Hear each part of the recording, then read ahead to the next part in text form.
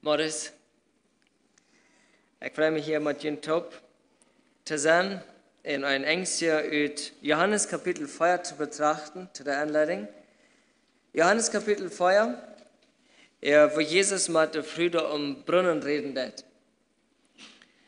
Weil wir sollen, wo dort für uns von der bedienen können. Wir haben hier ein paar Gedanken rüberzunehmen. Ich lese von Vers 7. Da kommt eine Frau aus Samaria, um Wasser zu schöpfen. Jesus spricht zu ihr, gib mir zu trinken. Denn seine Jünger waren in die Stadt gegangen, um Speise zu kaufen. Nun spricht die samaritische Frau zu ihm, wie erbittest du als ein Jude von mir etwas zu trinken, da ich doch eine samaritische Frau bin? Denn die Juden haben keinen Umgang mit den Samaritern. Wir wundern uns vielleicht, dass der früh dort fremd wird, dass Jesus auch anreden wird, aber der früh wissen auch gar nicht, wer er da anreden wird. Sie kennen das nicht. Sie wissen bloß so viel, dass wir ein jüdischer Mann, und das da er anreden deuten jüdische Männer im Allgemeinen nicht. Im Allgemeinen, wenn sie wo ein jüdischer Mann begegnet sind, wo das vielleicht Nesen mit Kreuz gemerkt haben, schmalöhrig gekickt haben, sich fortgedreht haben und davon gegangen sind, dort heute früh nicht mal bereisen dürfen. Vielleicht habt ihr dann innerlich an sich gedacht, so ein samaritischer Lader, ne? Ja, das wären so aufschätzig gegenüber den Samariter. Die Juden glaubten, sie wären viel höher, viel wichtiger. Und dort wunderte früh, dass da mal ein Jüd ist, ein jüdischer Mann, der checkt er nicht so an, der begrüßt er und der bat er einen Gefallen. Ich weiß nicht, was ihr dort von dir jetzt, wenn du hier so im Gottesdienst satten bist. Vielleicht hast du dir manchmal gewünscht, wenn es so wird, dass Jesus immer noch an einem menschlichen Körper wie ein Predigen deut. Ich möchte dabei sein. Ich möchte horchen, was er mir von dir zu sein wird haben. Er ist leider nicht mehr. Ich bin mir ganz sicher, wenn er hier als Mensch mag uns wir, dem wird wir hier für einen Traum geben. Soll heute reden. Vielleicht denkst du, konnte Redner, was auf Herren steht, mir überhaupt verstehen. Nee, das kann gar nicht. Weiter, wie mir das jetzt, das geht gar nicht. Weiter, wie ich mit meinen Troubles fertig werden kann. Nee, das weiß ich nicht. Warum steht er da noch fern? In eine ganz einfache Ursache. Gott kann durch Schwache werden, was von hier fern kommt, brauchen, um Krieg zu dir in dein Leben zu reden. Wenn du geregnet hast, Gott zu begegnen, Jesus zu begegnen, dann kann dort ein Moment sein von dir, für Mittag, wo das schaffen wird, wo du am Begegnen kannst. Der Früh hat an nichts gedacht, hat auf nichts geregnet. Und vielleicht seid manch einer hier unlingslos und denkt auch so, mein Leben, das jetzt sehen, war ich daheim, da wird keine Änderung kommen, da ist nicht, was mir irgendwo im Leben Frieden merken kann. Doch, du kannst. Jesus kommt einmal die begegnen, ganz persönlich. Und jetzt sage ich hier wieder, Jesus antwortete und sprach zu ihr, wenn du die Gabe Gottes erkennen würdest und wer der ist, der zu dir spricht, gib mir zu trinken, so würdest du ihn bitten und er gäbe dir lebendiges Wasser. Die Frau spricht zu ihm, Herr, du hast ja keinen Eimer und der Brunnen ist tief. Woher hast du dein lebendiges Wasser? Bist du größer als unser Vater Jakob, der uns den Brunnen gegeben und selbst daraus getrunken hat, samt seinen Söhnen und seinem Vieh? Hier mal kurz wird lebendiges Wasser sein. Das geht von Israel, nicht bloß in Israel, alle Wehen auf dieser Welt, zwei Sorten Bäumes. Der eine Sort Bäumes, da wir stundet Wuter bin. Und wir wollten, was mit stundet Wuter ist. Wenn da zu viel Sonnenlicht bekommt, das wird geräumt. Da wurstet bu. So ein stundet Wuter, kommen auch dauert Wuter nach. dass ich ein Leben bin. Einer trinkt dort, wenn einem dort für das Leben fehlen wird, aber dort einer nur seine Freude anhaft und dort mal Scheinschmeck ist trinken wird, das gehe ich dort. Und dann geht es aber auch Barms, wo der Rüt schwalen dein. Wo das von irgendeinem in der Hecht direkt kommt und dort wir frisches Wunder. Und ich weiß nicht, was dein Glaubensleben ist. Vielleicht ist es so, was du auch lange gestohlen hast. Das warst du hier reinbuchen. Oder ist es so, was du frisch ist. Frisch ist es du, wir wollen dort kurz sein, weil Jesus hier am 13. und 14. Vers reden hat, wo das frisch ist. Aber so viele, die haben Stunden das Wunder. Diese früh sagt im 12. Vers, teilst du die Verheiche aus Jakob? Da ist sie doch an Sturmfutter, der hat mal den Baum gegruft. Diese Frau, die da hier stehen hat, man da wird, was sie brocken hat, da wurden jeder anderen jüdischen Mann doll gemerkt haben. Sehr doll gemerkt haben. Jakob ist an Sturmfutter. Die Juden, die gesagt haben, aber sehr lang nicht. Die sind Helden, die haben mit Jakob überhaupt nichts zu tun. Jesus hat hier gleich darauf an. Weil hier, da gibt so viele Menschen, und ich weiß nicht, was du vielleicht auch hier in das, die ihren Glauben nicht von Gott haben, sondern von ihren Eltern. Oder von einem Prediger. Die berufen sich auf dem anderen. Jemand sagt mal, Gott hat keine Grautfinger. Ich glaube, das ist wahr. Der hat keine Grautfinger. So gut und so arg der Glauben auch von den Eltern gewahrt sein muss. Du brauchst eine persönliche Beziehung. Was habt ihr dort, wenn dein Verfuder ein Prophet wird? Das habt ihr nicht. Oder habt ihr nicht. Du brauchst einen persönlichen Glauben. Viele Menschen, die merken dort, wo sie glauben, von dort abhängig, wer hier steht. Vielleicht hätte das auch so manchmal, dann kommt da wer eine Konsul an. Er denkt, bueno, nun kann ich meine Rechnung wieder merken. Ne? Kann auch irgendwas auf dem klaren Tisch stellen, ja, oder ich kann planen, wo ich nächste Weg alles tue. Ja, wenn da was da Ferien sein, von dem nehme ich sowieso nicht an. Oder das andere Mal, bist du begeistert von der Predigt, bloß wenn vielleicht der Lieblingsprediger an der Konsul stand, aber du hast ganz vergessen, was er gesagt hat. Das geht nicht darum, dass wir auf Menschen bühren, aber habt nicht. Hast du, haben wir eine persönliche, direkte Beziehung zu Gott. Das ist, was die Frau ist. Jesus sagt hier im 13. Vers, sagt er, jeden, der von diesem Wasser trinkt, nachher wie es der Ruf am Jakobsbrunnen, wird wieder dürsten. Dort können früh nicht verstritten. Sie muss hier jeder Tag kommen trinken holen.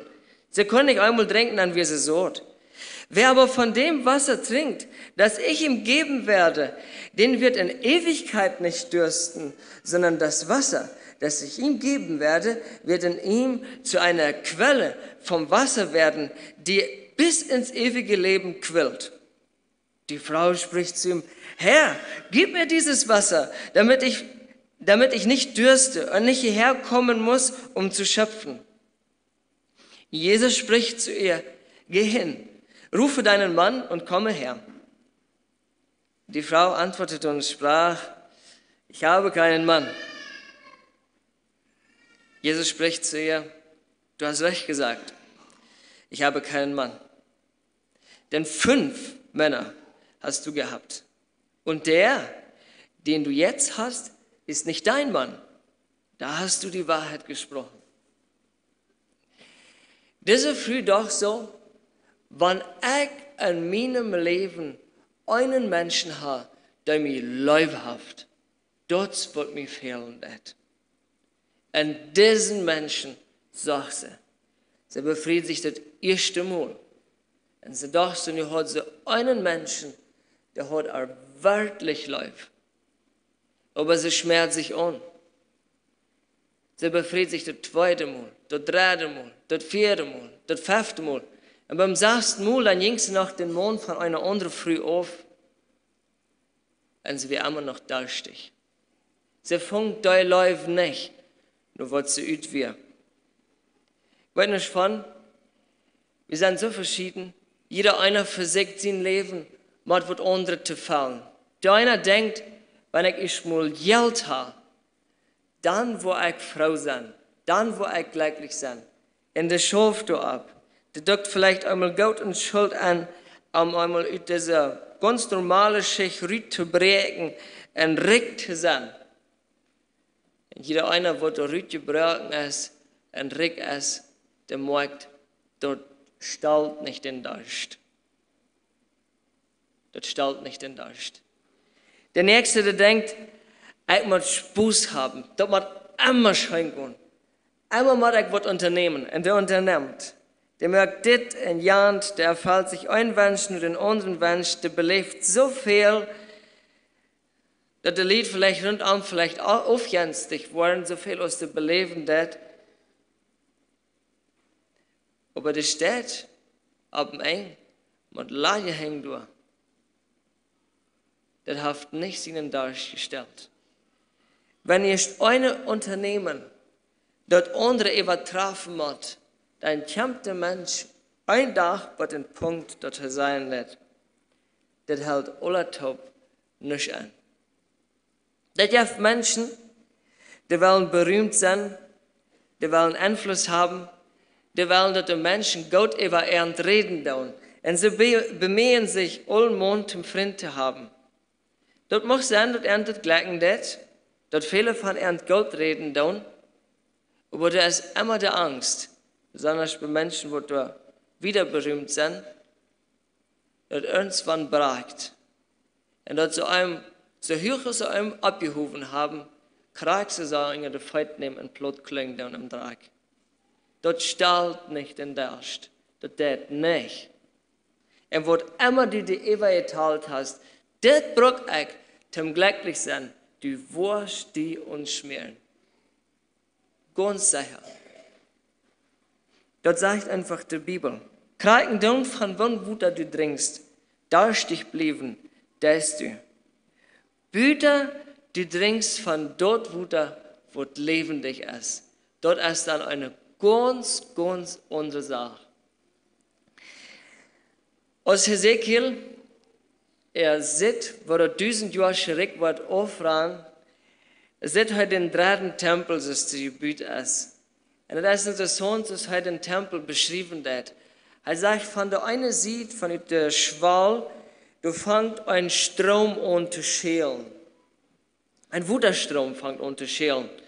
Er hat ein Wasser weit, dann hat er den Strom, und der Strom, der rannt am bloß über die Feit.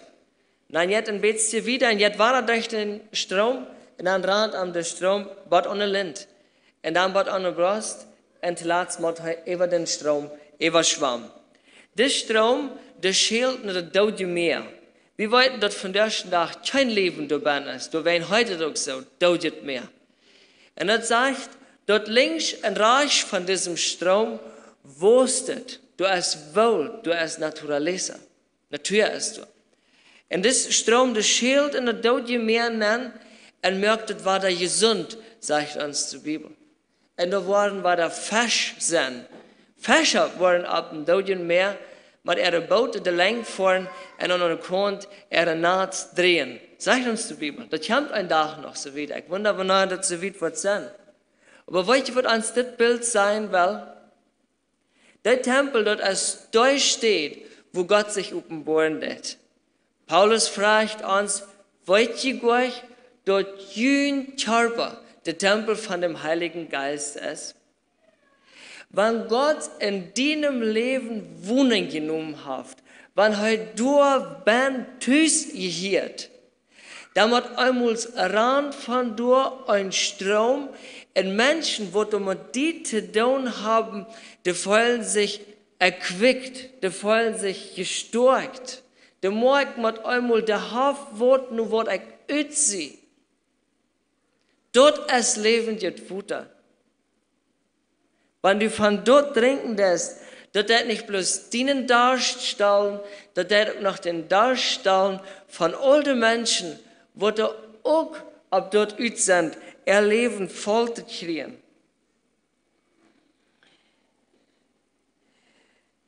Das sage ich hier wieder, es ist das. Und die Frau spricht zu ihm, Herr, ich sehe, dass du ein Prophet bist. Und er haft so eine Frau. Ja, gewöhnlich, wenn die Menschen antworten, was das für eine Früh wird, dass der all 5 Männer hat und den, was sie nu hat, das wir nicht mal Ehre, dann kriegt sie nur ein Trag gepflegt oder ein Gesicht gespähen. Aber hier ist der Erste, was sagt, du hast die Wahrheit gesagt, kriegst du es dort. Und der horcht tau, der wird nicht verachten. Und nu dat sie hört up. Unsere Väter haben auf diesem Berg angebetet. Und ihr sagt, in Jerusalem sei der Ort, wo man anbeten soll. Jesus spricht zu ihr, Frau, glaube mir, es kommt die Stunde, wo ihr weder auf diesem Berg noch in Jerusalem den Vater anbeten werdet. Ihr betet an, was ihr nicht kennt. Wir beten an, was wir kennen, denn das Heil kommt von den Juden. Aber die Stunde kommt und ist schon da, wo die wahren Anbeter den Vater im Geist und in der Wahrheit anbeten werden. Denn der Vater sucht solche Anbeter. Gott ist Geist und die ihn anbeten, müssen ihn im Geist und in der Wahrheit anbeten. Sie haben ja auf das Gebetsleben zu reden. Weil die Samariter wären ähnlich ein Volk, wo der assyrische König mal in Israel geschlapt hat. Der Brauch dann in seinem Reich alle Völker dahin untertrieren. Und als die Samariter dann nach Israel kommen, dann kriegen sie von Lebens verbeten. So euch, dass sie den König Tiering schickten. Und dann hat der König einen von der weichgeführten Priester zurückschicken, der Samariter. Und der Priester lehrt Gott auch umbeten. So was soll deuten, wir Gott umbeten und ihre Götter. Und dann läutet nur, damit das Lebens verbieten deuten. Als die Juden dann zurückkommen mit der babylonischen Gefangenschaft, wieder ein gerauter Krieg zwischen ihnen. Ein kalter Krieg. Das ging nicht mit Waffenreich, aber mit Wirt ging das sehr reich. Die Juden wollen einen Tempel bauen. Und die Samariter sehen, wir halten müssen. So lange nicht sehen die Juden, weil wir uns halten. Je haben hier in Jerusalem kein Port, kein Teil. Seid wo ich blieben. Ja, dann bleiben sie da, wo sie wollen. Aber da wird ein gerauter Spied abgestoßen. Eine geraute Frau. Wo darf man Gott umbeten? Da im Tempel oder hier? Wo man Gott umbeten darf, das ist so unwichtig. Wir wollten das von der Tag. Jesus, der redet nun nicht mal von dem Ort, wo wir Gott umbeten dürfen. Das steht, er redet nun von dem Ort, wo Gott beten darf. Und ich weiß nicht, wo das bei dir ist, wenn du beten darfst. Kann es sein, dass du jeder Tag heute das Salz betest? Da wenn den Hund, man sieht bei dir stund, und die beten hier und reden können, allem so was Dinge bet, daher sein kann, so utwendig. Ist dort beten oder ist dort ein Mensch absein? Ist dort Leben oder ist dort Tod? Dort ist eine bitterste Schal, dort soll noch eine Wort looten, aber was ist du ben? Und so eine Beder sieht Gott gar nicht. So eine Beder jaftet mehr als genug auf dieser Welt. Mehr als genug. 2 Dinge erwarte von dir, wenn du im Gebet kommst. Das erste Ding sage ich dir im Geist. Hast du das gewusst, wenn du beten darfst, du redest mit Gott? Ist dir das bewusst, dass wenn du auf die Knien gehst, er ist hier besiegt bei mir und er hört mich zu. Wir reden vielmehr von den Dingen, die in einem Gebet ben sein sollen. Aber ein Ding, das muss ich vielmehr. Das ist das Stillsein. Wenn du fühlen darfst, dann redest du dir auch nicht allein. weil wo dann zu kommen, weil uns wer gefunden wurde, der wurde seine Strieb durch Hand verteilt, dann wurde war er übt mehr. Da wo wir auch zu denken, naja gut, dann ist er wollen sie in Ohren legen los, nicht? Er hat nicht mal gelehrt, dass ich uns was antworten soll, nicht, bloß seine Strieb durch Hand verteilt, war er teuer gemerkt. Aber wir merken, dass wir das mit Gott zu tun. Verteilen unsere Strieb durch Hand, wir merken tau. Will da uns nicht sein? Konnte uns überhaupt auf uns Leben denken, halten, wenn wir da waren mit am Angehen tun? Das ist Zeit, dort wir im Geist anbeten tun. Da Stunde sagt Jesus, es von dir gekommen. Nimm dir doch mal Zeit dafür, ganz allein für dich. Bete am, und sie mal still und am auch reden. Durch den Heiligen Geist, tja, wir müssen unterreden. Und das nächste Ding, was hier auch ganz wichtig ist, dass wir in der Wahrheit kommen. Was ich meine, das so denke ich, dass wir ganz aufrichtig sind für Gott. Manchmal habe ich Gebet, und ich höre ihn anlegen und ich schäme mich, dort zu sein. Ich weiß nicht, wann ich das auch mal so gut habe. Vielleicht ist es zu clean. Zu clean. Ich bin noch ein Bengel, und ich Klatsch spielen. Und ich habe 2 große Dosen, ganz voll Klatsch. Und manchmal werden da so eine einzelne Klatsch, da fehlt mir Roots. Und ich habe von da bloß 1 oder 2. Und dann muss ich die ganze Dosen durchsägen, weil ich dort eine Finger da. Und da ging viel Zeit verloren. Dann dachte ich bei mir so, weißt du, als ich dafür auch beten kann? Dort ich den Klotz Fuß fingen da. Stellt sich, so ich dort grabbelt. Dann dachte ich so, warum nicht? Wenn ein anderer Mensch dabei war, der wohl vielleicht gelacht haben, als ich da meine Dose von Klotz durchschneiden und beten dafür, das gab mir Hoffnung, dass das eine Bitte fing. Ich habe für eine Gebetserhörung belebt. Und bald wird mir klar, da ist nicht ein Ding, wo das clean ist, was ich am sein kann. Wenn ich eine Stadt vorstelle, Paris, warum wussten dort nicht Frauen, als hätte die gelingen jaft dabei? Warum nicht? Oder wenn da so viel zu tun ist an einem Tag, im Haushalt, da kann ich manchmal so abklompen, abwaschen, waschen und backen, und vielleicht habt alles noch zu Glück getroffen an einem Tag. Warum das nicht sein? Das ist nicht der clean. Hans-Peter Reuer sagt mal, wer Gott bloß für das große Ding brücken will in seinem Leben, der brückt am bloß für 5% in seinem Leben. Die anderen 95% sind kleine Dinge. Bloß kriegst du sein, dass du das geht. Das nächste Ding ist auch, wenn du ein verplaudertes Gewissen hast, woran willst du einfach Glück weich und Gott vorbeibeten, die eine Anlage ist, dann steht einmal auf den Gewissen anzugehen. Vielleicht wolltest du nicht nehmen. Ist das eine Sinn oder nicht? Fragen doch einfach. Woran hat Gott so umgehen, als wenn das ein Fremder ist? Er will anbeten haben, wird ihm in der Wahrheit anbeten. Das letzte Sache ist das, die Frau spricht zu ihm, ich weiß, dass der Messias kommt, welcher Christus genannt wird. Wenn dieser kommt, wird er uns alles verkünden. Jesus spricht zu ihr, ich bin es, der mit dir redet. So wie das auch weit, als dort das einzige Mal, wo Jesus sich aus Christus bekannt hat. Wenn du aufrichtig bist vor ihm, wirst du am Bejenen. Nicht irgendwann im Himmel, sondern hier in von der. Wo Gott sein Wort sehnen. Amen.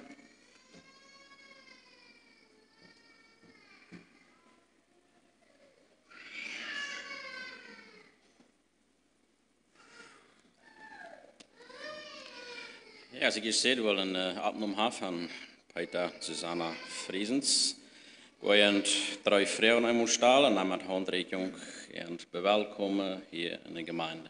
Zou ik vragen dat als je wil abstimmen und die Frauen beantworten? Bitte.